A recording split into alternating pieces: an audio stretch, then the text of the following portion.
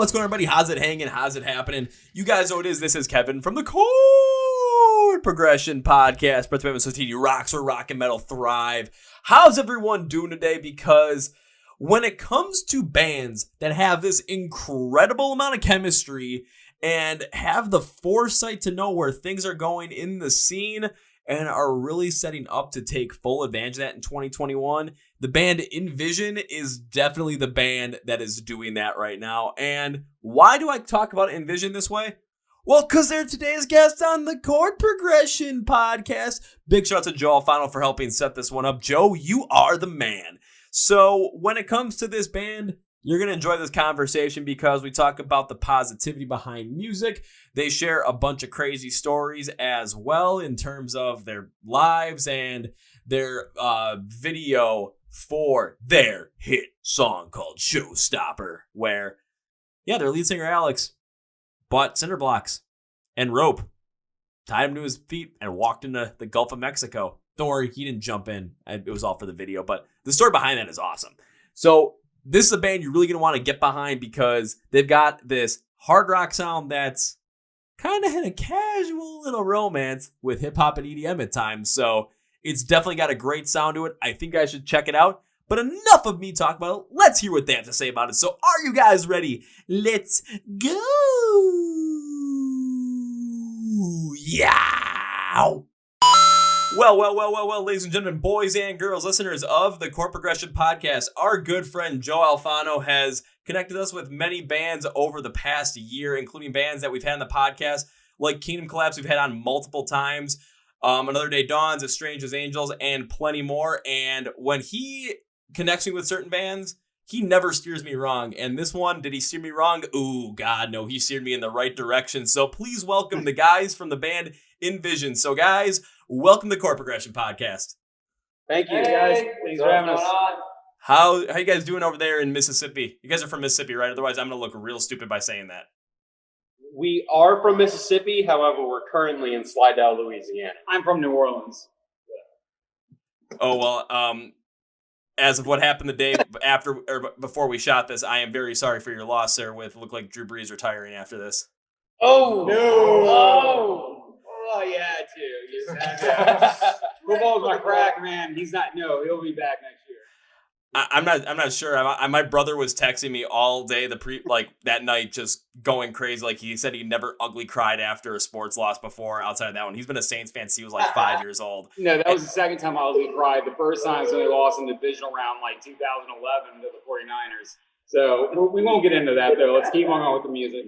We'll stick to the music. We'll keep football out of this because I'm pretty sure if we did, we just end up going back and forth and end up just you making fun of me, making fun of you on some aspects, and just keep going back and forth. It'd be fun, but we're here for the music, so we'll stick with that. However, as we get started on this, there's one thing I always like to do, and I always like you guys to introduce yourselves so that everyone listening can get to know who you are. And I always ask 3 specific questions. The first 2, very simple. The last one, that's my favorite. So the first 2 I need you to answer is what your name is and what you do with NVision, so what your part in the band is. But the third is my favorite. We're going to go all like high school, college welcome week kind of shit where I wanted to know a little fun fact about yourself or a fun story. However, I always like it to be the wackiest thing you guys can think of. So if you got a story about, I'm trying to think of some of the craziest ones I've heard, like some horrible music video gone wrong kind of thing. The wacky facts I've heard some people give me are their Tinder bios. That's always a favorite of mine because they're just absolutely hilarious. Or anything else you can come up with to make me and everyone else listening laugh. I will let you guys take it away. So whoever wants to start, go for it. All right. Yeah, go for it. I'll start this. Statute of limitations on this one is done, by the way. So yes. All right. I'm Kevin. I play guitar. So my first band was called Patiently Waiting, and then we were Evolution of a Noise. So when Revenge of the Sith came out, I was graduating high school in 2005. So they had these big blow-up Darth Vaders on top of Burger King, right? Mm-hmm. Oh, we designed a military-level operation, and we got that thing, and the lightsaber's like 12 feet long. We had to stab it. So, my old drummer had to literally climb up to the roof, stab it, deflate it. We drove around in a car. He shoved it in a roof where he had someone waiting.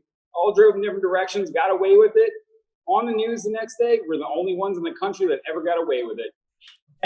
Yes. Including the SpongeBob stat, like the SpongeBob blow-ups. No one was ever able to get one of those, but we needed that Vader because we had just went and saw Revenge of the Sith.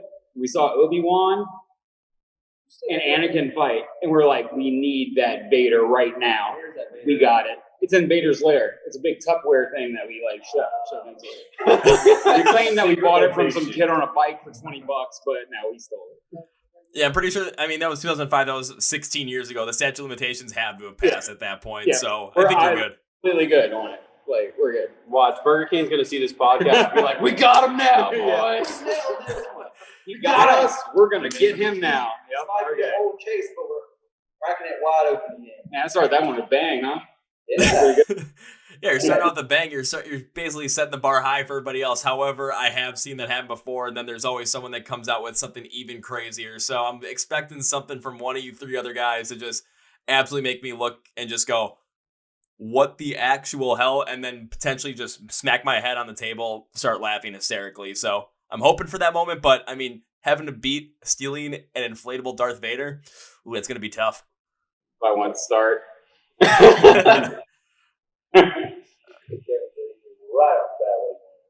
Yep. Go ahead, Phil. All right. Hi, guys. My name is Phil Collins. I played the bass in NVision. My crazy story I have to tell. So back in high school, my friends picked me up in my house, but about 3 houses down, there's a bus stop. So there's a Japanese driver witnessing the whole thing go down. So my friend comes up to the door with duct tape and some stuff. I had no clue what's going on. I open the door. He grabs me, tapes me up and everything, throws me in the trunk of his car, and drives to high school with it, knowing that the bus is going right behind us, watching the whole thing. So he's being a jerk and everything, pops the trunk. I had to peek my head out, grab the trunk, and close it back before the guy freaks out and sees us. So when I get to the school, there's cops surrounding our car and everything, and they arrest me. Apparently, the rule is you can't ride in the trunk without a seatbelt. You got me. I was out for about 6 hours. You got me. You got me. That's a thing. It is. This is a thing. I mean, this is a thing. I No, don't this think is Louisiana, overseas. that's a thing. Nah, this I was is in Japan, so. Oh, wait, all right, yeah. Okay, Never mind that. Yeah, that's There right. you go. I was gonna say, riding in the trunk. I mean, that's something that we always did in high school, especially around my friends, because we always have like my friend had a '04 Chevy Impala, and I think there's times we'd have like 9 or 10 people trying to go somewhere. It's like, okay, how are we gonna fit 10 people into a 4-door sedan? And we end up having, it was always the driver, of course, are by themselves. You have one person in the front passenger seat. You have 4 people in the back. You've got one person on the lap of the person in the front. You've got like 2 other people in the back. And then whoever's left over has to go in the trunk. I'm like, if we ever get pulled over, we are definitely fucked on this. No, it was just a person in the back because no seatbelt. Plus, I had a burrito, and my friend threw a Playboy in there, which I didn't open because I couldn't see in the dark.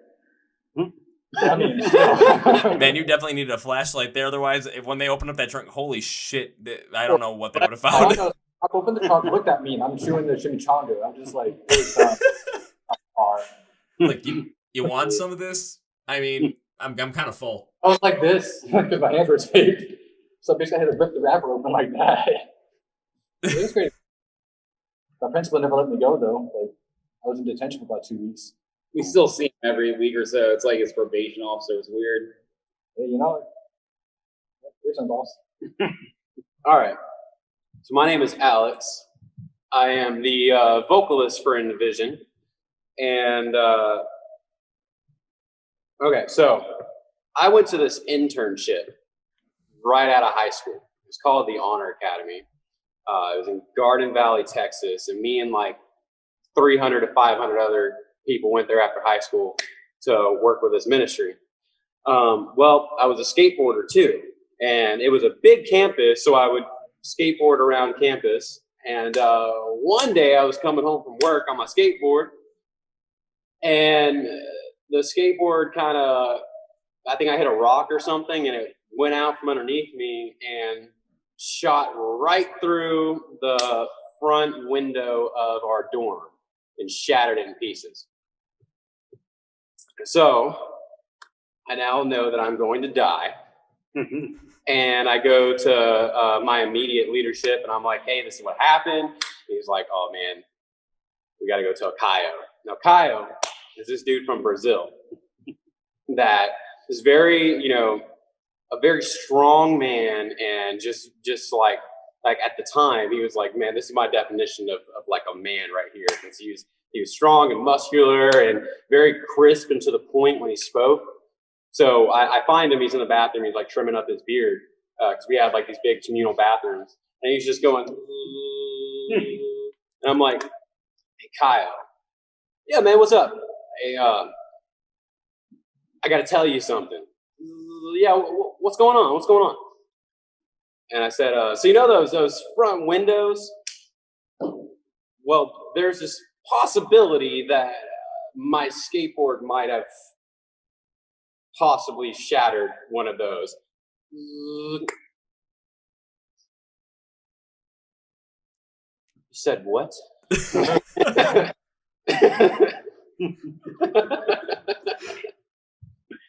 That was probably top 10 scariest moments of my life right there. I was pretty sure he was gonna put me through a wall. I lived to tell the tale, though. That's my story. And now he's here with us, and we're definitely happy about that.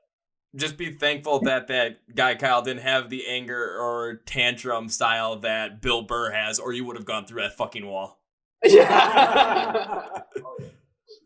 Like I literally was just watching F is for Family, and every time I'm hearing him on there, I'm like, I'm just gonna put you through that fucking wall. Just that's all I could think about was just all of a sudden him someone actually like taking you, like hoisting you by the back of the pants and by the shirt collar, just poof, right through the wall. Yeah. There's more than one occasion we probably should have gone through a wall. My dorm buddies, we were pretty wild and rambunctious. One dude would go through the halls and just randomly punch holes, and he had a label maker that he kept in his back pocket. He would just punch a hole in the wall, type his name up, and stick it on the hole.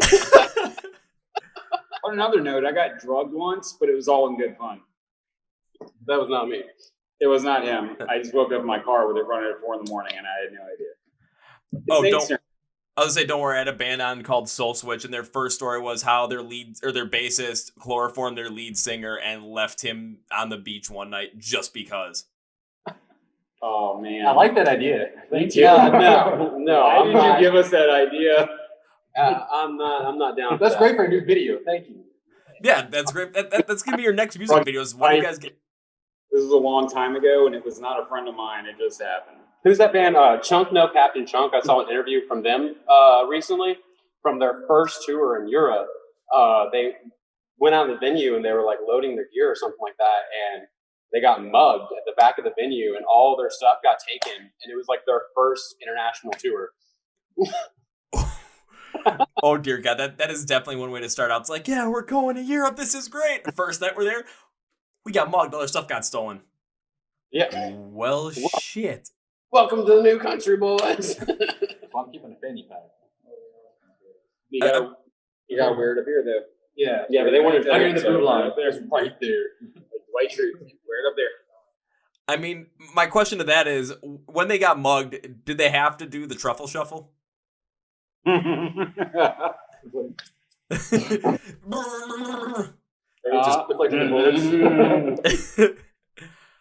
Well, alrighty, let's see if we got one more, and we'll see if you can break that, sir. Just because I know you're in the back right now, in terms just project loudly enough, because you've spoken a couple times and it's been kind of hard to pick it up. I just want to make sure that everyone hears you nicely.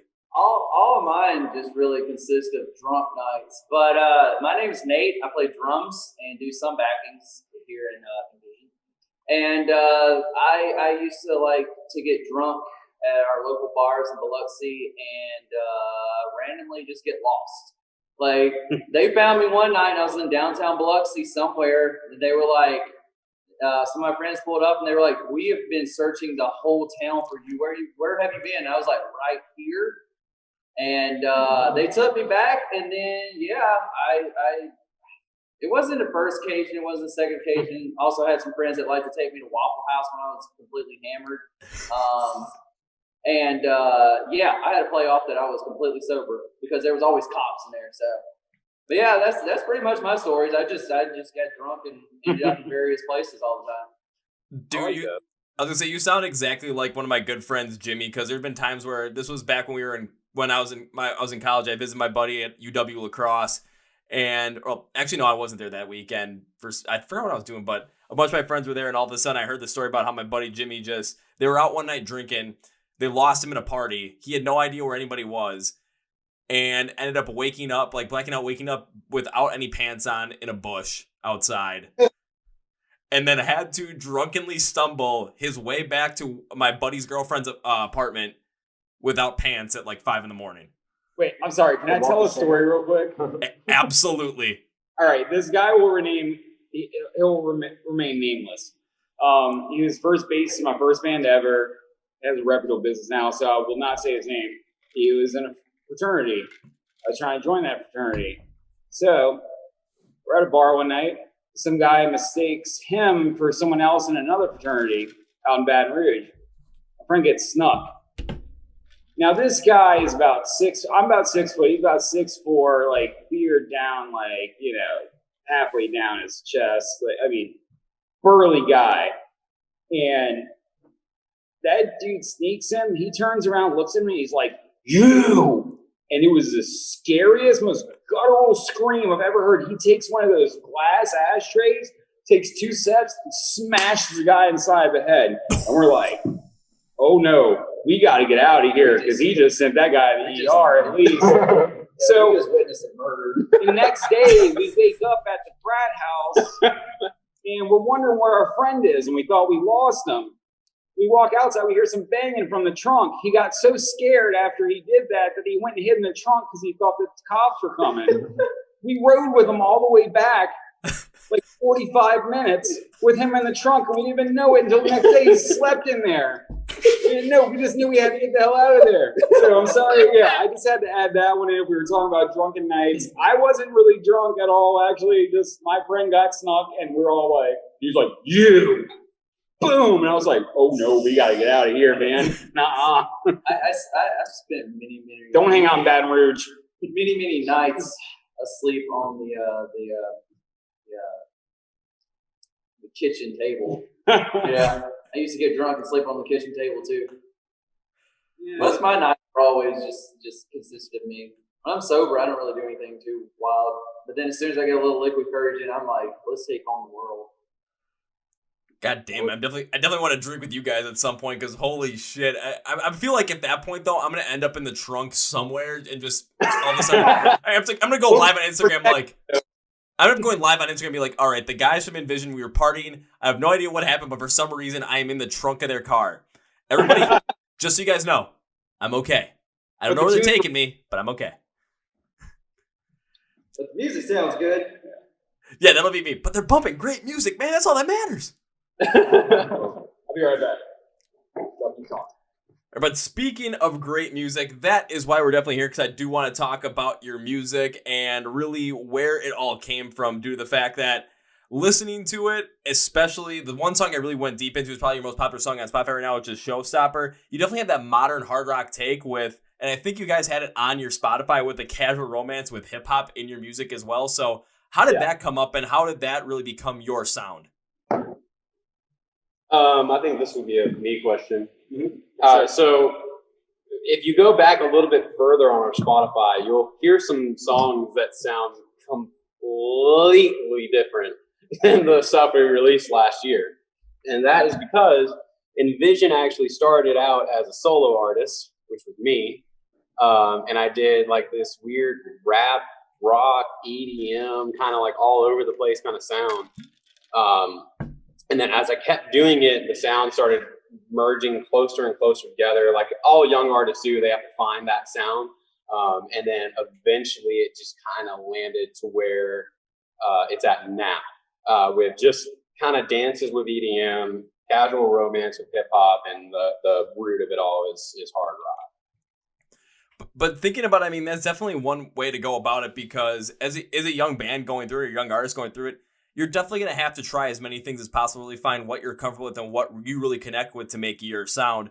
And if you're going to create something that was just straight hard rock, I mean, yeah, that's cool and all. However, if it's not something that you're straight into, or if it's just something that you want to just create something that's a little bit different so you stand out amongst the crowd, then you're going to want to try and include some different influences in there. Having a little bit of like a casual fling with hip hop and EDM and putting that into your music as well, especially within more of a hard rock base. I've seen that happen before, but it all depends upon the mix as well, where with you guys putting the mix in there, it's not necessarily as prevalent. It's a little bit of mix here, a little bit of mix there. It's not somewhere it's like a straight 50-50 shot. You're always varying the levels of the degree levels of like, okay, it's maybe this track is like got mostly hard rock in there with like that Salt Bay, like a sprinkle little bit of EDM here and there, just to make something that's more unique to what you want to do. And that also gives you a different perspective with your sound, because when you're listening to certain things with hip hop, certain things with EDM, the way that they're constructed, they're going to bring out different emotions in your music than you would in hard rock in certain aspects. So you're able to marry both of those styles, marry them into each other, and all of a sudden you're able to create something that's going to have a different perception on emotion than something that'd be just like a straight hard rock track trying to match the same storytelling style. Absolutely, except it's not married; it's a casual romance. It's like a Tinder fling. Yeah, that's it. I've got a feeling that's going to be like all of a sudden it's like, yeah, we are NVision. We are a modern hard rock band with a Tinder fling of EDM and hip hop. Yeah, we got them both on the side. Yeah, we swiped right on hip hop, but then swiped left on country because ooh. I don't know if you guys like country. I mean, no, tell them your emo, like line about country. Oh yeah, I mean country is, it's kind of the same thing as like emo. It's just with acoustic guitars, and that's country. Wait, what is it? It's emo. Country is emo with acoustic guitars. Yeah, it's acoustic guitars and twang in the voice, and that's it. Same thing. Very amazing. I mean, you take any country song and you put a hard rock guitar on it, and it'll sound like an emo song.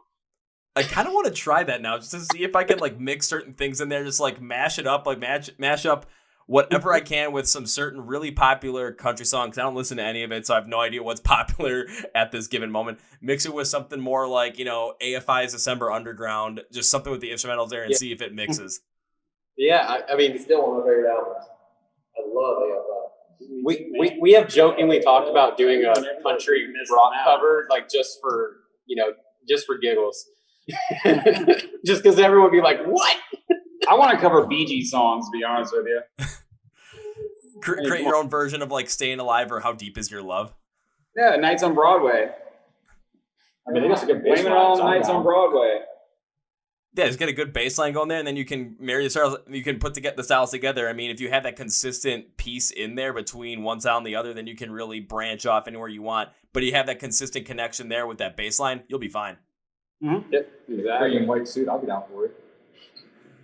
But then, Alex, you got to sing with like that Barry Gibb style voice. You can really go just like that highest. Well, you can tell by the way I use my work and money, man. Okay, now I probably sound like a horrible like Family Guy rendition of Barry Gibb. That would be easier to sing than what we sing now. Like I don't sing in falsetto. I sing like full voice, and I'm a bass. Like I was trained in bass, So I'm singing like all these really high notes. To just hit falsetto and be done with it, that'd be easy. So I was playing drop A. I never played in anything below drop D before I joined this band. But his voice just works at drop A for some reason. So here we are. All right, then Alex, I gotta ask you this question. When it comes to playing or like being trained more in like that bass kind of sound with your voice, however, having to play with a higher pitch style and more vocal style with NVision, is there any challenge that has come with that? And how have you grown as a vocalist since having to do something like that? Yeah, there's challenges. It's rough. Like when we were first starting to kind of pull some of these songs together, we'd be at rehearsal, we'd be practicing for like an hour, and by the end of it, I'd be like trying to hit the notes, but like just nothing was coming out. So it was definitely like this kind of pushing point in the last year. And honestly, our producer, Zach Keel, he's at the Flower Shop in, he's in New Orleans now. He just moved. But he did a lot to help and push me as vocalist and get me to that next level. And he, I would do something like 15 times and he would look at me and be like, nah, you can do better. Get back in there. And that's really kind of what it took to kind of grow and challenge me and wrestle out, started learning how to scream like the right way. And so now, like when we do them live, so if my voice starts going out, I'm just gonna just scream it. Like Pretty much, if Zach says we suck, then we're doing good. That's how it is, Zach. He's awesome. Yeah, He really, he's an amazing producer. He's taught me so much about modern rock guitar. And yeah, like I went from playing guitar really well in English, now I can play in Chinese, German, whatever, Russian, you name it. Like he's been very instrumental, no pun intended, but intended, But he's done wonders for Alex too, and just this band in general. Yeah, so that's really it. Is just making sure that I'm getting enough air out to get those notes out, because it takes a lot of force, and having to maybe also put a little bit less energy on stage, which I'm still energetic, but I used to be just crazy, and I needed to reserve some of that energy to have enough push to get those notes out. But you want to make sure you're able to maintain that energy on stage as well, so that what you're trying to do with your performance is being translated to the audience, so that they're picking up on that energy and they're matching that energy within the crowd as well. Because then all of a sudden, you guys are start feeding off each other's energy and everyone's going to be having a great time. The bands that are able to do that are the ones where when you see them live, you just remember them for a long period of time. I mean, when it comes to the concerts I've been to and the bands that I always remember seeing, it's the ones where their energy match the energy of the crowd and everyone's having a blast. So if you're able to still do that with properly, pushing all your vocals out without, going too crazy and getting winded over the course of, or losing your voice over the course of it. Finding the happy medium. Exactly. Yeah. And I'll give you an example of that. Like I tore some ligaments from my foot a couple weeks ago, but Alex, though, it's funny when we get to practice, it's like, as soon as you start singing, when we get into the showstopper, it's like, boom, like I don't even care about the theme. It's like, I just start going at it. It's because of his energy. Alex's energy really drives us all forward. I mean, like, yeah, I'm honored to work with a front man like him for sure. I'll say this: put us up against any act that's doing shows right now. Any act. Yep. I'll master energy or I'll beat it. Yep. You will. I've got a couple of bands I'd like to see you go up against in terms of energy, just to see that are still playing right now, that I've seen beforehand or I've interviewed beforehand, to see if like kind of how you either match energy or try and beat them. Because one of them I've actually seen live, and I'm just like, it was maybe a room of like 150, 200 people, and all of a sudden they got a 30-person mosh pit going, and they're like a Christian based band, but they play like that A Day to Remember style, where it's like part pop punk, part metalcore at the same time as well, and it's it's crazy, and it's three girls too, and I'm just like, I saw them, I'm like, alrighty, and I've known them before, so I'm like, okay, I've seen them first time, and they just went absolutely bonkers, and I'm just like, you just felt the energy. People are flying around. It was weird because I was like the biggest guy in the mosh pit. It's 6'1", 185 pounds. I'm just sending people left and right. I'm like, this feels weird. Where's the 275-pound guy to come smack me around? Where is this, man? So if you guys ever get a chance to tour with a band's called GFM or Go Frankincense and Myrrh, if you get a chance to tour with them and go up against them, I hope to God, I'll put it this way, that you could be able to match that energy, because if you did, then their crowd would instantly also like become your crowd at the same time as well. Bet. Yeah. That's a challenge. Yeah. All right, guys. Challenge accepted. If they end up watching this, make sure that you hit up James Cripps at Blind Anxiety Entertainment. Let's get working together. Yep. Let's do it. I know they peek around some of my stuff every now and again. I've had them on the podcast a couple of times as well, so you never know. They might just do that. We'll see what happens. Yeah. But one thing I want to mention too was when you're talking about your producer being someone that's constantly pushing you to learn new things and also pushing you to be better than you think you can be. That's the kind of guy you want in your corner when it comes to producing your music, due to the fact that when that time comes where you're constantly in the studio, you're constantly working on something, and you might just get to that point where you're just exhausting, like, I don't think I can go anymore. That guy's going to look and be like, no, you can do better. You can go more. And you're just going to get the energy from that, because they're just demanding that. They know what you can provide, and they want to get that out of you. Those are the people you really want to work with in the end. Yeah, absolutely. We're very lucky to work with Zach. I've gotten mad in the vocal booth a couple times. He has. but if I'm saying sharp, flat, and he's like, I don't need to hear that. No, I'm just messing with you. But no, yeah, like Zach pushes him hard, but he gets a good product.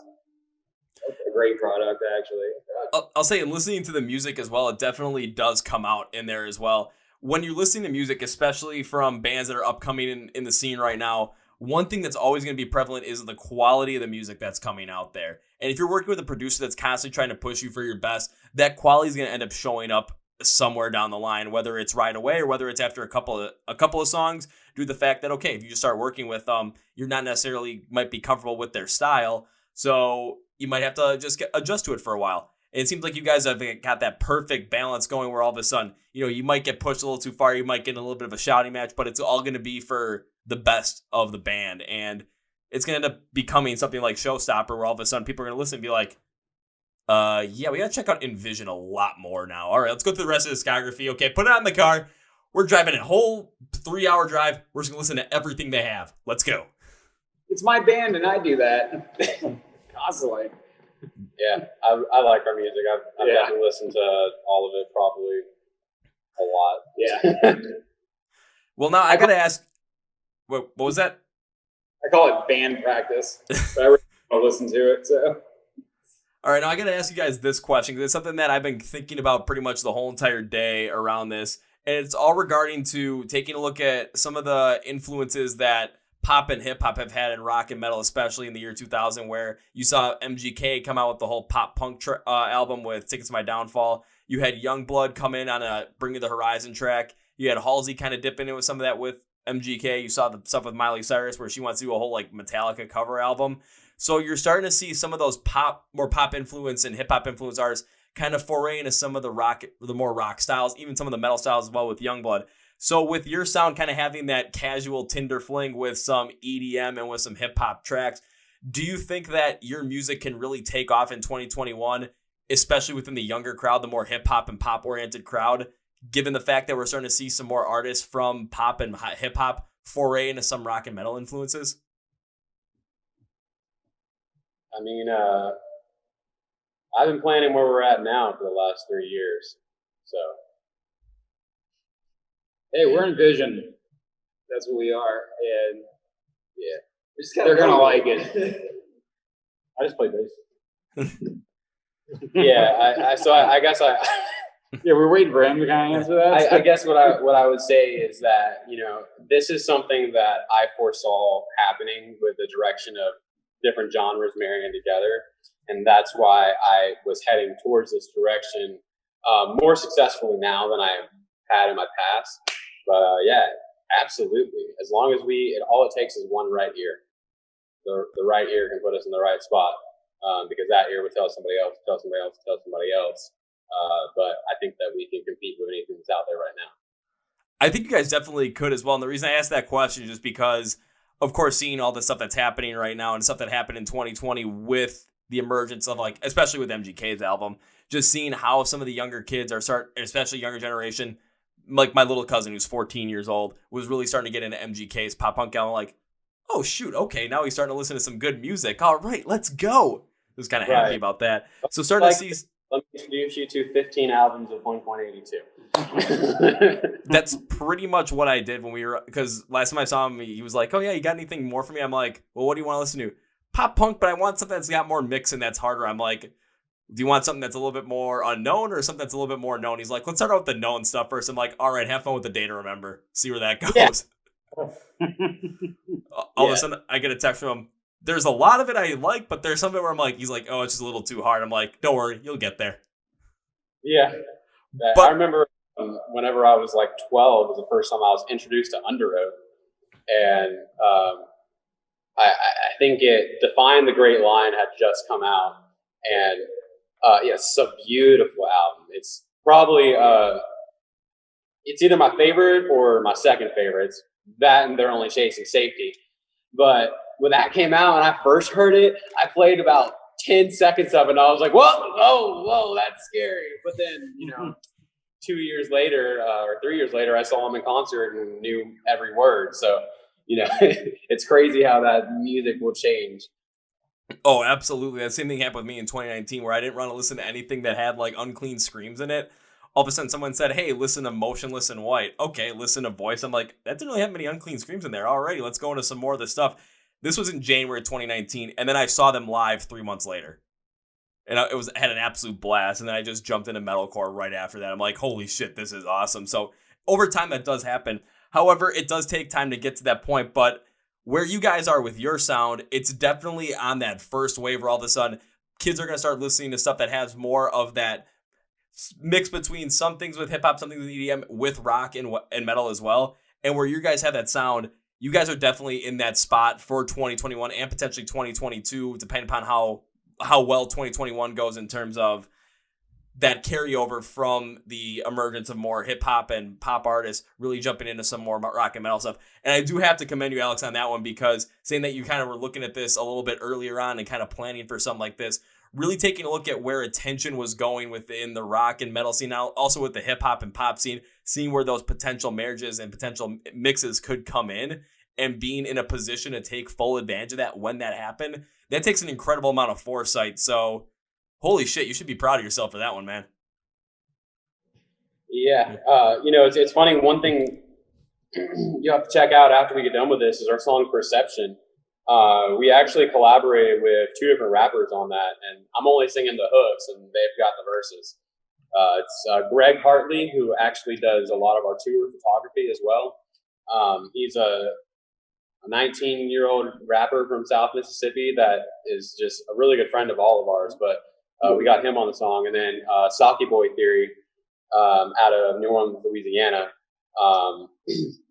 We know him through the Vibers that handle our distribution. And we got both of them on there, and they both killed their parts and did an amazing job. But bringing something like that kind of a mix in there, I mean, that's going to end up being another thing where people that are more in that hip hop and pop realm are going to end up listening to something like that and getting a little bit more of what they like in there, but then also hearing you sing the hooks, hear a bit more of that hard rock instrumentation in there as well, and really start to want to foray more into rock and metal due to that fact. So it's definitely a smart move. And you have seen other artists potentially do stuff like this, especially 2019, 2020. You saw I Prevail do this with their Down Arrival remix with, I forgot who the rapper was they put in there for the first Joyner Lucas. That's it. I couldn't remember for the life of me.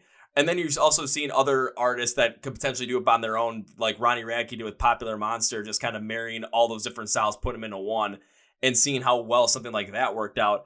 Where, again, you're not going to want to always force that in there, but if it's a song that feels natural that you're building on, that you want to include something like that in there, by all means, go for it, because it could be the thing that really hits with not only the fans of rock and metal and the fans that you already have, but also with the new fans with a different genre as well. So then you're bringing in more fans, you're diversifying your fan base in terms of overall musical influence that they have. So then all of a sudden you're going to be in many different ears at that point, and it all depends upon is, who are these people going to tell about your music? Who are they going to play it for? And then how is that going to end up becoming like, kind of like a virus in a way where all of a sudden it's like, it's going to just keep bouncing from one person to the next, and all of a sudden the world's going to be infected by NVision. Yes. Change our name to COVID. I'm pretty sure if you did that, you definitely would get a lot of hits right away, but you also would be like, oh no, we don't want to go anywhere near this. We're very contagious. Yeah, exactly. Yeah. I mean, could you imagine if you guys renamed yourself COVID and all of a sudden your hit single was Contagious? All right, we've got our plan for 2022. Thanks, bud. The podcast's over now. Were you a Gophers fan? Was that Minnesota? Yeah, that's where I went to school. Awesome. I went to LSU, but I'm a Gophers fan. I don't like the Big Ten too much. I don't like Ohio State and all that stuff. But no one likes Ohio State except for Ohio State. No, for Ohio podcast is a great podcast, by the way. One of my good ones. That Hysteria 51 out of Chicago. Like, I know this Midwest podcast, man, but yeah, I knew that Gophers. I like the Gophers. I'm not gonna lie. I'm glad you said that, because I'm sitting here thinking, I was like, is that a nothing more? I know over there, man.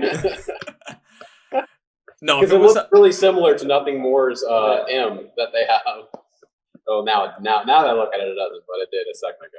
It probably all depend upon like how the sweatshirt was like folded in or something like that. But I knew from the beginning. knew exactly what it was. We're just gonna leave it like this for now, so everyone knows. Yeah, the microphone's kind of blocking Over. us up. Yeah, there we go. That's better. I got have it. to sit a little awkwardly though, but Don't move. No. Yeah, there you go. Wait, shit. Yep. Perfect. I gotta move the little hood strings. Okay, now I gotta stay like this for the rest of the episode. Then when I'm done, I won't be able to move. It'll be great. I'm gonna need to call Life Alert and try and get him to help. Be like, help! I'm stuck. Help! I've fallen and I can't raise my arms. You can't get wait, now it's copyright. We can't say things like that. Well, I messed it up anyway, so it's yeah, fine. yes.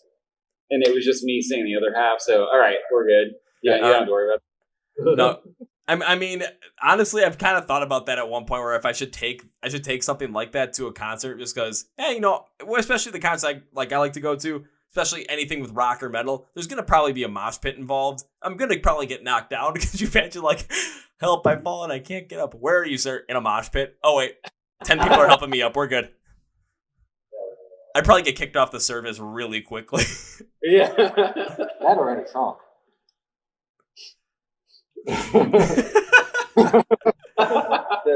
Speaking of metal shows, I have a story that I cannot tell on here, but if you ever want to get in touch with me personally, I will tell you that story. But I will not tell that story on here, and it's about a metal show. Fair enough, but I do. They don't even know this story, but I'm not going to tell it on here. Fair Anyways. enough. However, I do want to hear that story at some point because, I mean, I have my stories where all of a sudden, like, I've gotten hit in the face multiple times, almost broke my nose from someone doing a flying elbow right into my face, massive cut right, like, that should have basically cut my eye wide open, but it was just a little bit above. And then I spent the rest of the show with a bunch of paper towels stuffed in my eye, took a piece of someone's flannel shirt, just ripped off a piece of it, tied it around my eye. I looked like a pirate. Nice. Good job. So if you guys are playing a live show and all of a sudden you see some random guy that looks like a pirate for some random reason, or like just looks like he lost an eye, it's gonna end up being me. That's our basis. All right. Yeah. Hey, then we'll match. Perfect. Yeah, it's my aesthetic, apparently. My wife gives me crap about it all the time. So what you wearing today? You have more jewelry, more eyeliner? I'm just bougie. It's like, we're more eyeliner. We're not making an emo track here. Come on. What is it, 2006? Well, we all wear show makeup except for him. Yeah. I'm not against it. I just prefer not to. He's just naturally beautiful without it. Yes. I think it's pretty good. He's the I have pretty great one. eyelashes, by the way. No need for fake ones. No need for that. Just a little bit more of that flutterness. Just, he's already got it. Got the smolder. I can flutter my eyes good. I can flutter them really fast. Yeah, when you start doing eyeshadow and stuff, and you like notice like some of the things you have to do with it. So like, I'll be at work and some girl will have her eyeshadow on fleek, and I'll be like, "Girl, I love the way you did. Makeup looks good." Awesome. It's lovely. We're at one of the pre-shows and stuff, and like after setting up and doing our makeup and out in the public and stuff. I love how the audience is walking by and seeing us, and I'm just in the mirror, just like get my eyelashes. So it's a nice thing to see for a band. So not gonna lie, if I saw you guys doing that and walk by and be like, what the hell are they actually doing? And you would see me doing the sound check, and I'm like, "What are you doing, guys? We need to make sure we sound good." You know, like that. No, I handle that before I start the show, before I show up. He does that before he gets fully prepared to go on stage and make people lose their minds with NVision music. That's the real thing. Yeah. He's a good singer. He's got to. Yeah, he sound checks well. Well, I mean, just like Showstopper, you got to be the showstopper. Yeah, Oh, we are. I felt like I had to put in some weird random plug right there, and I'm like, how am I going to put this in there? And I did it as awkwardly as possible. So, woo! Oh yeah. Well, no, it's okay. I think a couple of times we came up with, we named all of our songs in like 2 sentences and used puns for all of them. It was great. Last large frogs. Yeah. Oh yeah. So Last Goodbyes is one of our songs, and he calls it Last Large Fries. Hey, if you can go on stage and just have some fun with your songs, I mean, that's really what matters, because everyone's going to end up picking up on that energy and just have a good time. Yes. For sure. I know he definitely gives me energy. Like I won't feel like playing. We'll do these early practices or rehearsals. By the time we get in the showstopper, it's like, all right, I'm good now. And I'm like banging my head and hurting myself, pretty much. That's why we always start with it. And that's why, we need Alex. Alex is the energy, and then we have Nate back there to double up that energy. It's nice. It's nice having some energetic guys in the band. As I yawn. Yeah, exactly. It's a long day. We did just go through like 7 sets in a row, so yeah. Hey, you guys practice makes perfect, man. You got to make sure you're ready to go. Oh, yeah. Exactly. I'll say, especially during a time when not a lot of people are going out and touring, especially because a lot of your bigger bands, because they're playing bigger venues that can't hold the capacity during COVID times, and the places that can, they it's like, oh no, don't want to play there. But the people that love music, they're gonna want to go out and go see it no matter what. So with you guys filling that space, they're gonna want to go and see you. So you're gonna want to practice as much as possible so that when you get on stage at that point, you're going to be ready to go, and you're going to put on a show that they're going to remember because they've been lacking so much live music in their lives for the past, almost a year at this point? Yeah. We've got an amazing show planned. I not only do do songwriting stuff, but I also dabble in a lot of graphic design and video editing and stuff like that. And, I don't know when this podcast is going to be dropping, but if we are still towards, because I think our last show date right now is in April. May. It's in May that we have scheduled right now. And if we are still doing shows like this, I took the backing tracks that we have when we play live, and I tuned them to video visuals and storylines and random flashing cool images. Like one of them is just during She Said, which is a song we wrote about the aftermath of sexual assault. There's a part in there where it says like water runs from the shower head, never doesn't seem to shake the stench of him. And like right after that, it has like these red chains that are just kind of twirling around and everything. And it's cool. It's intense. Holy shit! Well, where are you guys all? I mean, because if you guys are playing up shows up until like late April, early May, yeah, this podcast will definitely come out before that happens. So you guys will definitely be still playing live music by the time this comes out. So now I got to ask you this.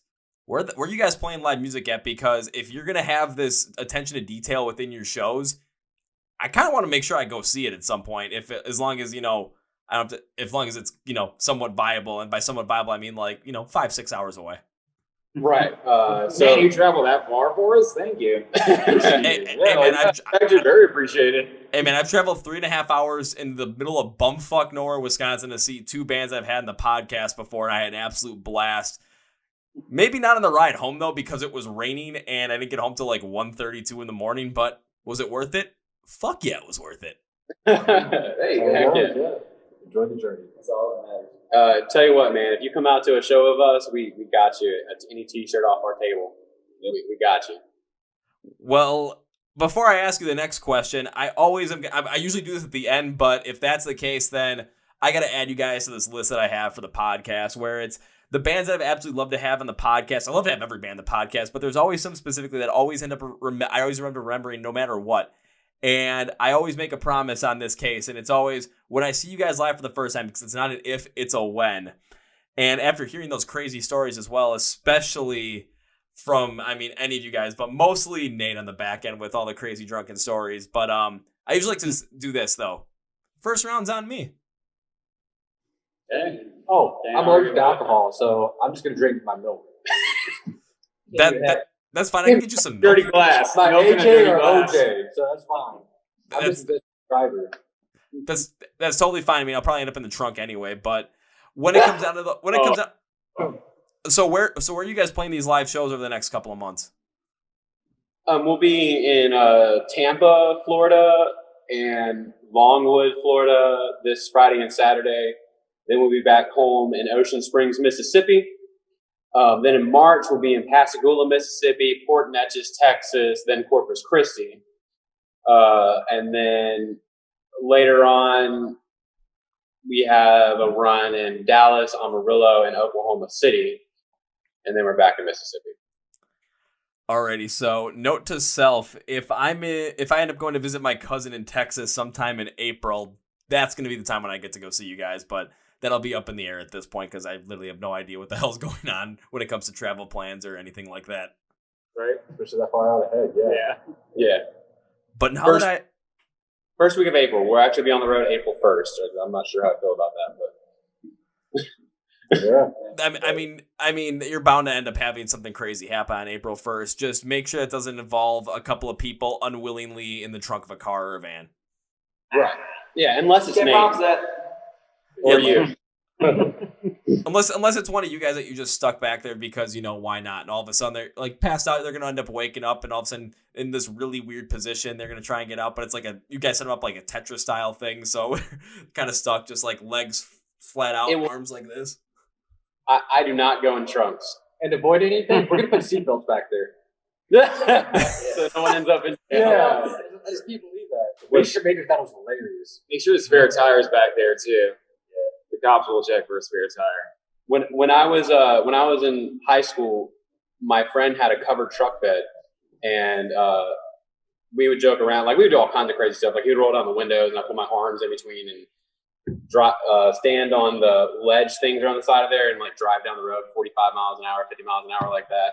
But one time he put me in the trunk of the covered truck bed, and he was just stomping on the brakes, stomping on the brakes, stomping on the brakes. And all of a sudden one time he pushes me and I start yelling, "Stop," because I feel this pressure in my back. And I'm like, what is that? Ow, it hurts to move. And I'm thinking this is a truck. And I'm like, oh my God, there's a crowbar in my back. And like, I'm like thinking that I'm going to die. So I'm just like banging on everything. And then they finally pull over into a Winn-Dixie parking lot. And I just stood straight up, which is not the good thing to do either. I probably should have just laid down there and waited for medical help. It wasn't a crowbar. It was a knitting needle because he was learning how to knit. And it went in about 1.5 inches into my back. And I stand up and it sits up with me and it's just sticking out of my back. So he does the responsible, safe thing. And he comes up and he goes, "Oh, that doesn't look good." And just rips it out. Maybe he's studying acupuncture, man. Oh, I couldn't see for about 2.5 hours. Like it was kind of close to my spine, and like my vision was blacked out. So no trunks for me. Oh dear God, yeah, definitely don't want to have you in a trunk, especially after that. But PTSD. That's like Indiana Jones with snakes. Yeah. And the Kingdom of the Crystal Skull. Yeah, I won't get into that one. But Oh God. so now I know what it's like that guy on that YouTube video, famous video where his worst fear was being buried alive. So he got really drunk. They put him on a table, put a box over him. He knocked on the box. He wakes up. And once he realized that he's in a dark, closed space, he just starts screaming. So now I know I can put Alex in a truck just with a box of closed knitting needles. And like, oh man, he shouldn't have told me this. You had to play that Kill Bill noise. We're about to be on the road together a lot, so. All right. Well, NVision will be looking for a new vocalist soon. So. Oh yeah, we could go that route too. I just want to be the nice, humble guy that I am to take the ball there. No. Cool. Or you could always just like April 1st, they'll come around all of a sudden, Alex wake up. He'll be looking around for something. All of a sudden, everything he grabs is going to be a knitting needle. Just that's like it's going to be it's April Fool's total horror show gimmick right there. I mean, it could work. As long as we get it on video, anything for the fans, I'll do it for you. And then if it came to the buried alive prank, you'd probably be like, this is nothing. Until you felt the knitting needle, then you'd probably be like, get me the fuck out of here. Yeah, through the box. Oh God, that sounds terrible. You're buried alive. Knitting needles through the box. Oh dear God, I've got a feeling there's going to be now because of this, there's going to be something in your next music video that details knitting needles just everywhere at some point, like a room just filled with them. I mean, in the Showstopper video, we had freaking cinder blocks strapped around my legs. That is People were true. On the beach, by the way. Somebody actually stopped to take pictures. Yeah. People took pictures apparently. Yeah, we got some rope and strapped like almost like mafia style, like strapped cinder blocks around my legs, and I like carried them into the water at the end of the video. It was shallow. He just tripped. I mean, they were getting ready for you to go sleeping with the fishes. Yeah. I was making myself sleep with it. If you haven't seen the video, definitely check it out. It's kind of funny and kind of fun. A little bit of everything. Oh, the slap is real. was the hottest video we ever shot. God. It was literally hot. It was like 100 degrees with like 100% humidity. I almost had a heat stroke. Yeah, like I don't know how none of us got a heat stroke because it was pretty intense. And I watched that video too, and it was you guys are pretty much like mostly like dressed up in clothes that are definitely more suitable for a 3-piece suit. He's in a velvet jacket, and it's like literally 100 degrees, 100% humidity. Literally, it was miserable, absolutely miserable. However, jumping in the water, that felt pretty good. That shit did. I was like, no, I know exactly why you put the cinder blocks in there. It's like, why'd you do that? No, I just wanted to go in the water, man. That's pretty much it. Make sure I stay Well, there. originally what we were going to do is I was actually going to get the cinder blocks and like have a paramedic on standby with us and like jump off one of the piers. But then I was like, okay, but like, I mean, that'd be cool. And no one's done that. But like, what if I die? Kind of, I heard you talking about it that you committed suicide. Like, Yeah. oh, we got a jumper. Yeah. Dude, he would became legendary though. Yeah, He was that committed to the video. I was buying the ropes and the cinder blocks at like Home Depot, and I was just looking at the cashier, and I was just like, "It's not what it looks like. Like, please don't call the cops on me." Like, it's true story. Coming to think about it, though, if you would have actually done that, like jumped off a pier with that definitely would have been something of that gigantic holy shit moment.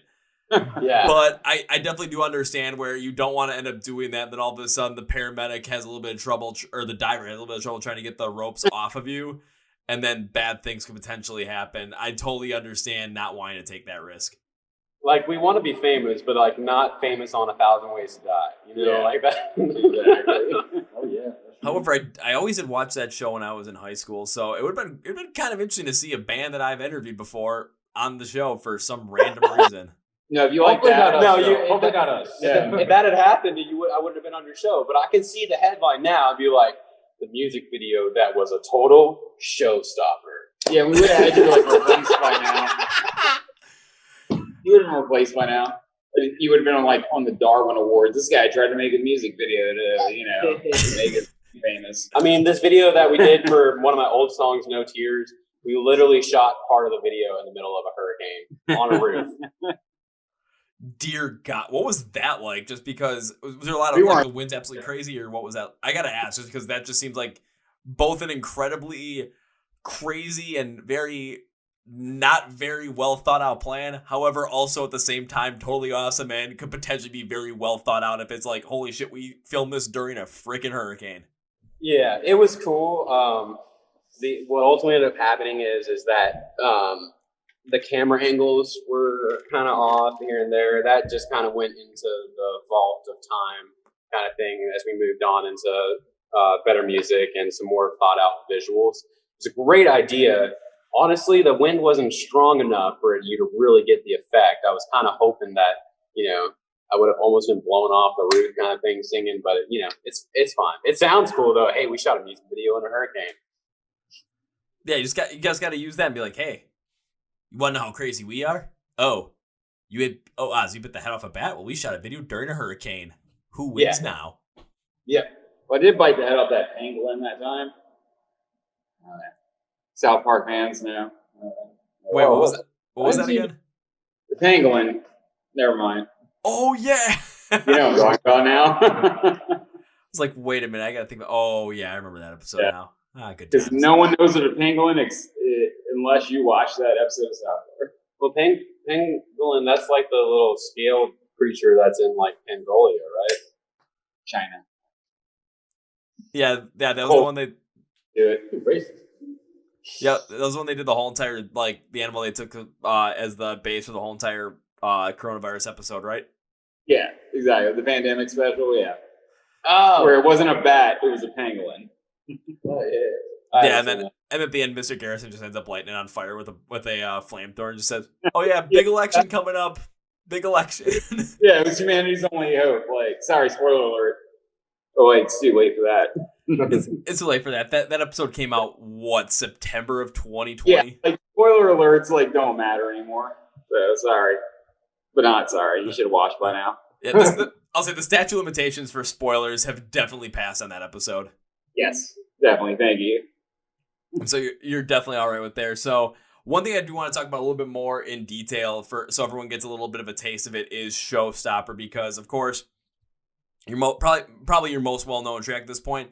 And what you said, like when it comes to live shows, starting out that track, because it does have that energetic vibe. You're setting yourself up for a highly energetic show at that point, and something that's really going to engage the fans in there. So I do have to also commend you on that aspect, because nothing's more boring than a show that starts out really low and tries to build up there, because people aren't going to be engaged with it. You got to hit them right away. And if you're going to be able to do that, Showstopper is definitely a track where you can do that. So I got to commend you on that one.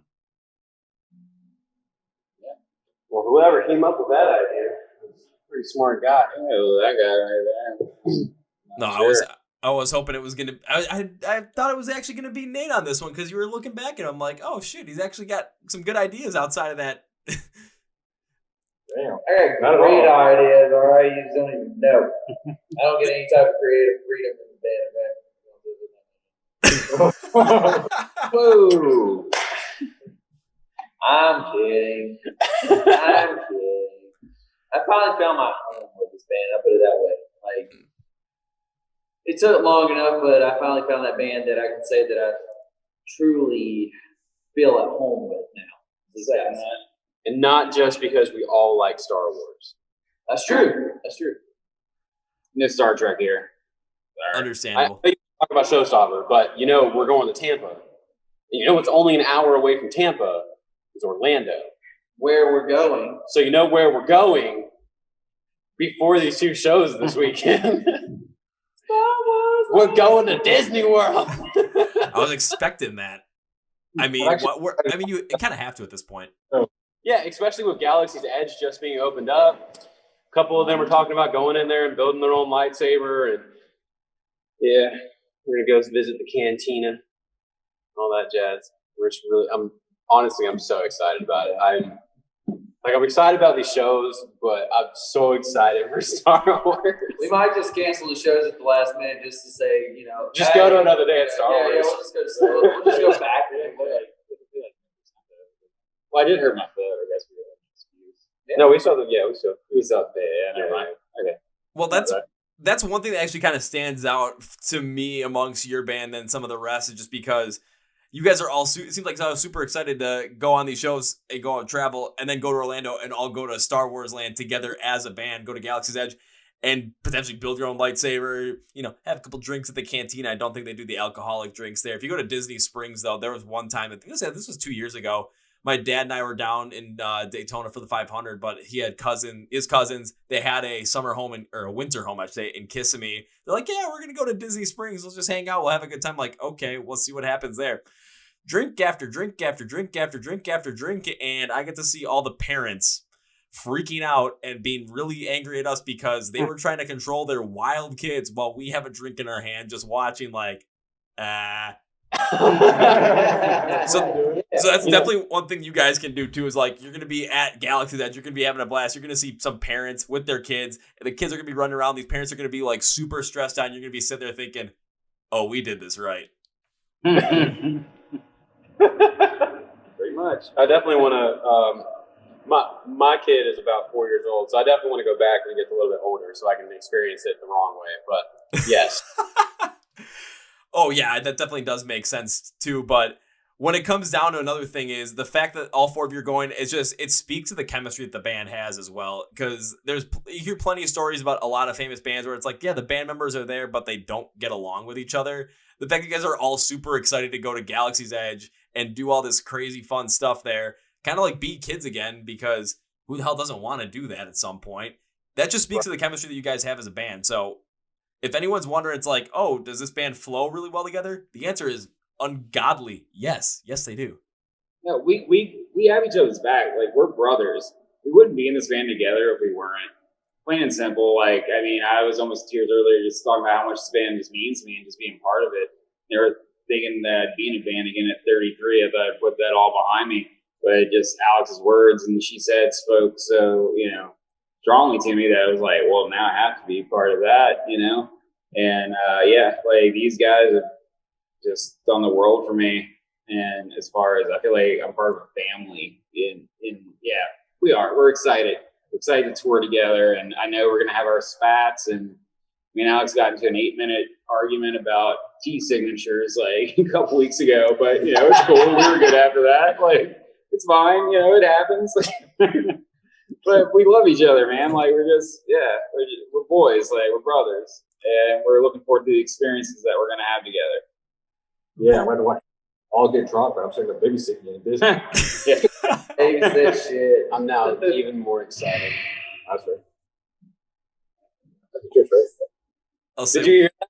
yeah, I did hear that. I'm like, okay, you guys talking about Star Wars. It literally sounded like, the Millennium Falcon doors open at that point. I'm like, holy shit, did we just like talk this into existence at this point?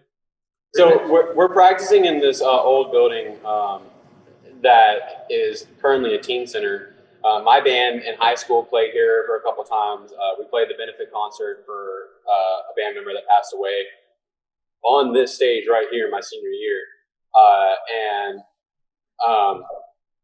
It's a different owner now, but they have like a church service here and a couple things like that go on. And I just asked them like, hey, we're about to go on tour. You know me, I've performed there before a couple of times. Can we use your spot? And he was like, yeah, come get a key. So we're here just chilling, hanging out, but it is a very old building, which may produce some very creepy Star Wars-like sounds every now and then. But it's those old buildings too that just have the character behind them that kind of gives a little bit more of that creative inspiration as well. Because one of my favorite venue to go to here in Milwaukee, it's supposedly haunted. There was a janitor that died, and there's a kid that died in the haunted pool. And apparently they tell all the stories about, there's just sometimes like random like objects will start rolling across the floor with if you're the only person in there. And I'm like, oh shit, it's pretty cool. And during Halloween time, it's like, there's no shows going on there. So they let people walk around, like you paid a certain fee and all of a sudden, okay, you can walk around with a flashlight and just explore the whole entire place. And I'm like, I'm finding all the haunted places. Whee! So if you guys ever come to Milwaukee, make sure you play the rave. That's all I can say. Sounds good. If we come to Milwaukee, we'll make sure we hit you up. I keep hearing weirder sounds back there too. Oh my god, I'm bringing out if the building you're in is haunted too. I think I'm bringing out the ghosts. That's it. That's what's happening. Yep. It's the ghosts of bands past that have performed here before and are no longer around. It's gonna be crazy. Subwoofers and hip hop past, actually. Yeah, that was our side chick trying to show her face. It was hip hop. Oh god, yeah. I said I'll talk to you later. We're busy right now. We'll talk to you when we're done here. But one thing I do want to add to that is one thing that Kevin said when you guys were talking about just the fact that you felt like you're at home with this band, that you were like a family with this band. And even though sometimes you'll have arguments over some things, that at the end of the day, it's going to end up being like the arguments are going to be constructive. And at the end of the day, you're still going to be on that good standing with each other. No matter what, you're still going to care about each other. You're still going to have each other's backs every single step of the way. And that speaks a lot again to the fact that you guys have that incredible chemistry. And when bands have that incredible kind of chemistry, that's when a lot of things really start to flow. That's when a lot of trust is there in the songwriting process, in the production process, in the performance process as well. So that everything seems to flow. That energy is perfectly there. And again, people in the crowd and people listening to it are going to figure that out. They're going to be able to really feed off of that energy, really be able to feed off of that chemistry as well. And that's going to be something that's going to really attract them to NVision overall. So having that is, one of the biggest assets you can have in the music industry. Oh yeah, for sure. Absolutely. So whatever you guys do not lose that chemistry. And if for some reason you feel like you are, just remember, you guys are all brothers in this. You guys are family in this. Sometimes families fight. Closer. Exactly. Closer. Closer to punching your lights out. No, I'm just kidding. He almost hit me in the showstopper video. Yeah. He's like, are you going to punch me? I was like, are you going to punch me? Kind of reared back at each other at one point. Yeah, it was hot, and we got just like a little bit too into it, and I almost swung on him, he almost swung on me, and we like had like flashbacks and forgot what we were doing. The heat makes people crazy. Do you see the helicopters and the bombs going on? Yeah, I know that the heat does make people crazy. That's why I'm up here where right now if I look outside, there is a good amount of snow on the ground because well, the cold makes people crazy too, but everyone kind of stays inside at that point. Oh yeah, you get cabin fever from that though. Like we just get mad because it's really hot and uncomfortable. Yeah, like Hurricane Zeta came through, and we were just like, "Where's the power?" I went to his house because he had power after Hurricane Zeta, and we were still out of power. Enjoyed that breakfast. And yeah, he fed me breakfast and made me coffee, and I was like, "You have saved not only my life, but the life of every person I come into interaction with this coffee." Yep, keep that one hot. Nice and warm. Category 3 hurricane. What are you worried about? How do I get coffee? How do I get? Meanwhile, me and my girlfriend are outside and filming it. Like we're on the Weather Channel. There's like power lines popping. We had a generator though, so it kept going right as. Yeah, it's fun. But if it snows down here though, no, we're out of power for like 3 weeks. We don't have trees for that. They sink and just destroy lines. Yeah, and it snows up. It snows up here. There's times where all of a sudden it'll snow like foot and a half overnight, and all of a sudden, yep, I still got to go to work in the morning. Yeah. Oh yeah, we have a half inch of because we don't have the stores of salt and things like that to go on the road. Exactly. So we're just the snow's gonna melt a little bit and then it's gonna turn to black ice, and that's why if we get a half inch of snow down here, everything's shut down. Mm-hmm. Yeah, that's totally understandable, and it just comes with just a different climates, different areas of the country where you guys are probably about 1,000 miles even more south than me right now. So it's definitely going to be something like that when you have snow in the south. But again, up in the north, it's like it's totally different. But all of a sudden, heat comes around because up here, like it doesn't get super duper hot, but at times it will get really humid, and then people are like, "Oh my god, it's so hot, I can't stand it anymore." And then everyone's like, "Well, would you rather have this, or would you rather have that polar vortex come back where you wake up and it's negative 35 outside?" Yeah, I'll take that. What? I love the cold. I would probably take that too. See, I'm a cold weather person. I like that. Like, I don't like walking out and you can't breathe. It's 97 degrees outside, 100. Like, put someone in that from the northern area. It's like, doesn't matter how hot you think it can get or how humid. No, you literally cannot breathe. And it's like a soup. All I know is I don't want my cheeks sticking to the seats. Just get that near Or the suits. Yeah, exactly. That's why they got the heat. I'll say that's why they got the butt warmers in the cars right now. I mean, when it gets super hot outside, you turn on the butt warmer and your cheeks won't stick to the seat. You're good. Yeah. Hey, Go ahead. I didn't have to put that type of car, because my AC was out, so all I had was a heater. Great during the winter, instantly. But during the summer, I was dead. Windows are open, I had an old school plug-in, the fans you get at Walmart, like the $2 ones. I had to get a little cigarette lighter, plug into that one, just have that thing going. Again, I am a master mechanic. I can fix things like that for you. Best weather in the world is in Bogota, Colombia. Oh, you said it correctly. Bogota. I've been there twice on mission trips when I was younger. Let me tell you, it is like 60 to 65 degrees year round. There's no time zone. Like they're with central time zone, but it doesn't change ever. It does. They don't have daylight savings time. Yeah, that's an American thing. If I could live anywhere, it would be Colombia. That is like best country in the world, hands down.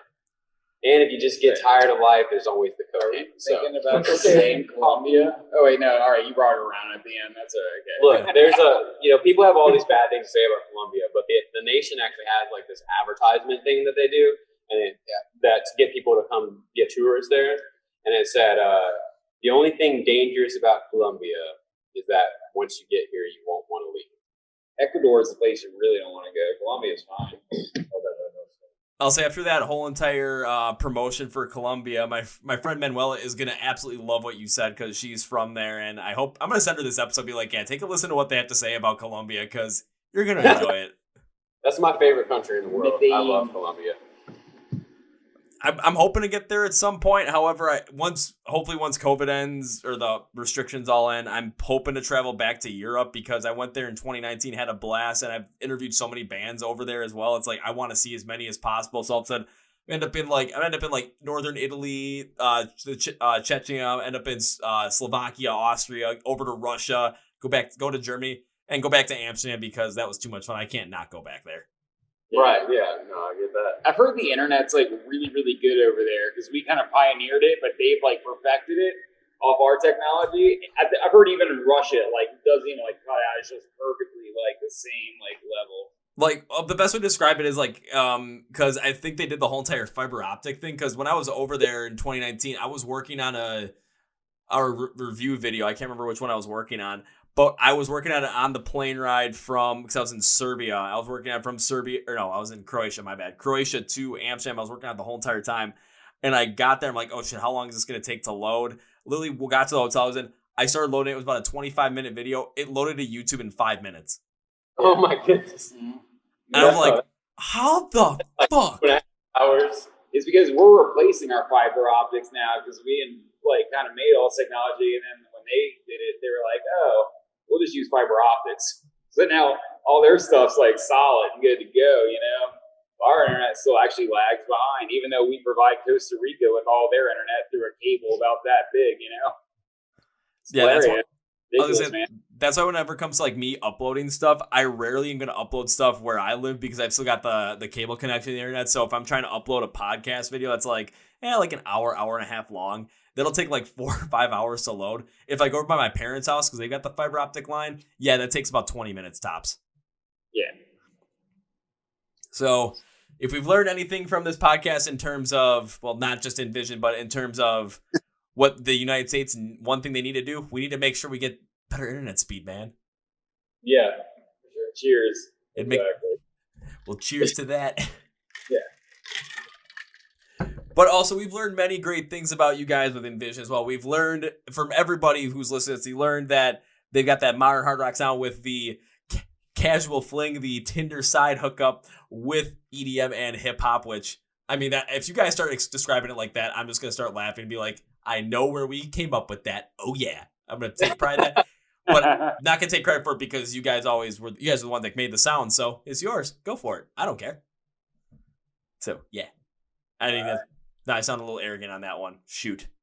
Making me. It just kind of sounded like, yeah, go ahead, try. See what kind of letters you get in the mail. I mean, you might get some, in today's day and age, who the hell knows what you would get? You'd probably get a bunch of praise. You'd probably get some like crazy ones. You'd probably get like one that has like the classic like kidnapper's note with like the words cut out of magazines and just paste it on there. Probably randomly receive a MAGA hat, like something like that, you know?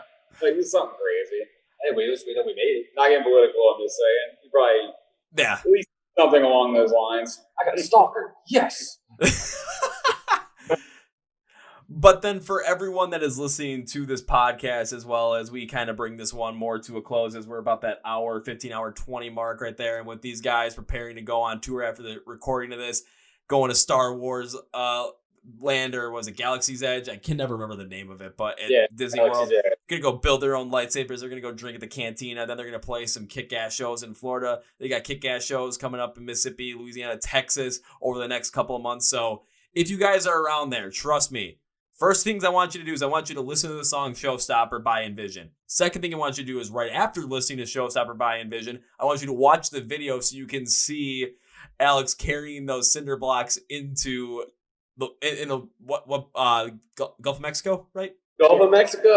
All right, I'm like, I better get this right, otherwise I'm gonna be looking so stupid. And then after you're gonna watch that video, you're gonna want to listen to more. So of course, listen to more. And if you are gonna end up listening to more, also one thing I want you to do is take a look at wherever you can find anything with them, wherever they're gonna post anything about their live shows, so you can take a look, find out the one nearest you, and make sure that you are available to go see them that day. And then after you're available to go see them that day, when that day comes, you go and see them and you go have one hell of a time. Because, hell, if I was around that area, I would too. I might be in April when they're in Texas. I might just show up out of nowhere. You never know. We'll see what happens. But if I'm there, you better be too. Heck yeah. Oh, yeah. Awesome. Can't wait. So much fun. Yeah, man. Looking forward to it. And as we bring this to a close, I always like to give you guys the final chance to say whatever the hell you want to say, whether it's say plugged anything, just any final words. Go for it. So Shut up. You talking about plugs, things like that? yeah, whatever you guys want to say. Okay. I do know that So we're really grateful to Joe Alfano, first of all, just for setting us up with you. And he's been a huge help, a good friend.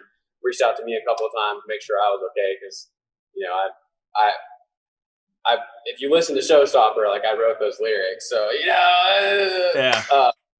But I appreciate him a lot. Blind Anxiety Entertainment for setting up these tours for us.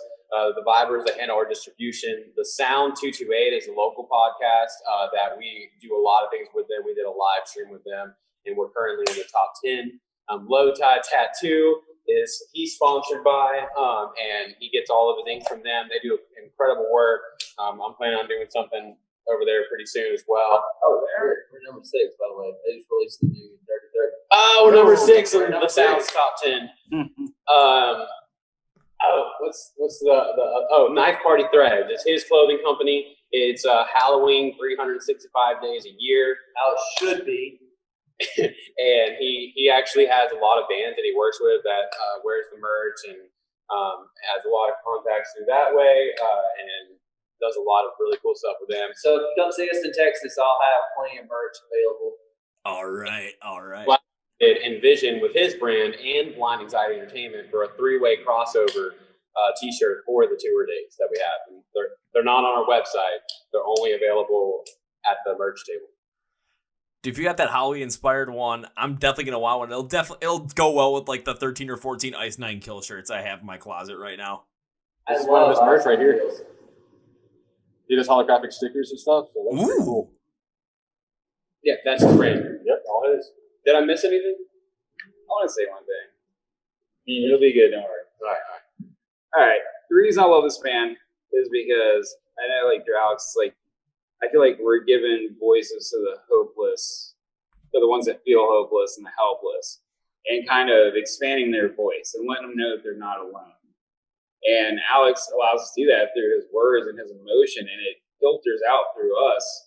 So, yeah, it feels really great to be part of this band, and I really can't wait to see where we go because I know we're going to go big places. People are going to recognize that, and we just really want to help people first and foremost, and that's why I really appreciate this band. I really appreciate the people that I'm in it with, and yeah, they're my brothers, love them to death, and so it's not I'm in NVision, no, we are NVision. Like that's it. Like that's all I want to say. So that is one thing I say at every show. Is I always say 3 things. One is that no matter how dark your tunnel looks right now, or no matter how dark your situation may be, there's always a light. There's always an end to that tunnel. And then the next thing that I say is that now I can't think of it. I'm sorry. We just went through practice like 6 times. But is that there's always a light, that your life matters and that you have a purpose. I'm very strong in believing of that, hey, we're going to make it to the next day. Like maybe I can't see 10 years from now. Maybe I can't see 2 months from now. But I can see tomorrow, and every day I can wake up to choose to live another day. And that's something that I can speak to is because, we can laugh and we can joke, and I love doing that. But depression and suicide is something that I really have struggled with a lot, especially in the last few years. And you can see that if you listen to some of the lyrics and things like that. And I write some heavy-hitting, very dark lyrics, I think, in Last Goodbyes. It says, literally, there's nothing left to do, so go and bury me alive. And that's because, like, people can hear those things and relate to some of those feelings and those emotions and see, well, he's still here, and I am. And that's why I say those things. Is, I had a date 3 years ago that I was going to end my life. And look at all the things that I've done in those 3 years that would not have happened if I had done it. I'm grateful to be alive and for the life that I have. And I try to use the platform that I have to reach out to other people, let them know they're not alone, give a voice to those who are not adequately represented, and let the people that is broken and hurt know, hey, if he made it, I can make it. Just one more day. What was our saying? Pain recognizes pain. Pain recognizes pain. That's a good saying. And one song that always popped in my head right when you were talking about that stuff, where it's giving people hope for the next day and always saying that we can make it to the next day, one of my song by my favorite band, Rise Against, called Tragedy Plus Time, where there's a partner where they say, despite the overwhelming odds, tomorrow came. So there's so many things going on, but but just keep looking forward to that next point, because there's going to be a light at the end of the tunnel at some point. No matter what it is, as long as you stick with it, there's going to end up being that light at the end of the tunnel. You're going to end up getting past it. And there's going to be people around you that are going to be willing to help you get past it as well, whether more directly through maybe family or friends, or more indirectly even through music, where you might not necessarily know the people that are making that music, but you're going to connect with it in a different way. And there goes their camera. Oh, darn. No, I'm still here. Yeah, we're still here, but our iPad is about to die. We got about 10% left. Alrighty, well, good thing we're wrapping this up then. So one thing, especially hearing what you guys have just said about that, this is something where, again, where you said pain recognizes pain, that is something that is absolutely incredible to say, because people that have gone through that kind of pain, they recognize that through music as well, and they connect through people with that through their music. You can say anything you want if you've gone through something completely impactful emotionally in life, whether it's for the positive, for the negative, and you put that into a song, people may have gone through something completely different, but felt the same emotion through it, and they're going to connect with that song in a completely different way than you ever intended. But what's going to be intended is the positive impact you're going to have on that person. That is the major key overall. So having that in mind, and also having the chemistry that you guys have with your band, and the dedication you have to your craft, also with your producer as well, who's constantly pushing you to make sure that you are getting the most out of what your ability has, it speaks volumes about you guys, to the point where come the next couple of years, you guys are not going to be a band on the level that you are right now. You're not going to be lower than the level you are right now. You're going to be significantly higher than the level you are right now. As long as you keep up with this dedication, keep up with the dedication of the craft, the family style vibe that you have with each other, and just the overall positive message that you're putting out there. That is something that is going to resonate so well with people that you just have to make sure you're solely dedicated to it, and you're going to go so many places, guys. So I cannot wait to continue watching your careers. I cannot wait to continue watching NVision grow, and thank you to Joe Alfano as well for connecting me with you guys as well, because there's so many bands he sent me with all the different pages he has, and I'm always grateful for whoever he sends me, because everyone he sends me has been absolutely fantastic to talk to. I've been following along with everybody ever since I've talked to him, and you guys are now on that list as well. So I'm going to keep following you guys. If I get a chance to see you guys live, when I get a chance to see you guys live, I will be there. Again, first round's on me. We're going to have a freaking blast. If I end up in the trunk of a car, that's going to be that way. And also, for everyone listening, when it comes to NVision, when it comes to finding them online anywhere, I will have all the links for their social media, YouTube, website, merch, where you can stream their music in the description below. And one thing I want you guys to do is, because you guys are talking about all the different places, all different people that you're thanking, and all different plugs you're making, please send me their links as well, so I have them, so I can add them as well to the bio, so people can check them out as well, along with whatever else you guys want me to add in there. And when it comes to the NVision group as well on I think it's on Facebook as well. I'll add that in there as well, because we got to make sure that gets in there. We got to get as many people on that as possible. Yes. So on that note, I will not end this podcast by saying goodbye, due to the fact that I hate doing that. It seems like that's going to be the end of it. End all be all. That's it. So I can't do that. I also got a plan to see you guys live whenever I get a chance. So I got to end it with this. See you later. See you later. See ya. Whoa, folks. I was going to the guys from NVision, modern hard rock band with a casual romance to hip hop and EDM out of Mississippi. So now that we've spoken to them on the podcast, remember, the positive behind music is so dang strong, and the chemistry that these guys have is absolutely incredible. Should you be keeping tabs on this band going forward? The answer is yes. Should you be keeping tabs on them all right now? Yes. Should you go and listen to their stuff right now? Yes. Are all the links in the description for this podcast? Yes. So make sure you go and do that right now. I'll be keeping tabs on them. Make sure you go see them live if you get the chance. I know we're during the coronavirus pandemic, so please stay safe. But these guys you're going to want to go see live and get in with now. So on that note, that's going to be for me today, guys. Thank you for watching and listening to the Chord Progression Podcast. But so DD rocks where rock and metal thrive. My name is Kevin, and you guys know how I end every single one of them, the big, healthy, and hearty. See ya! Yeah!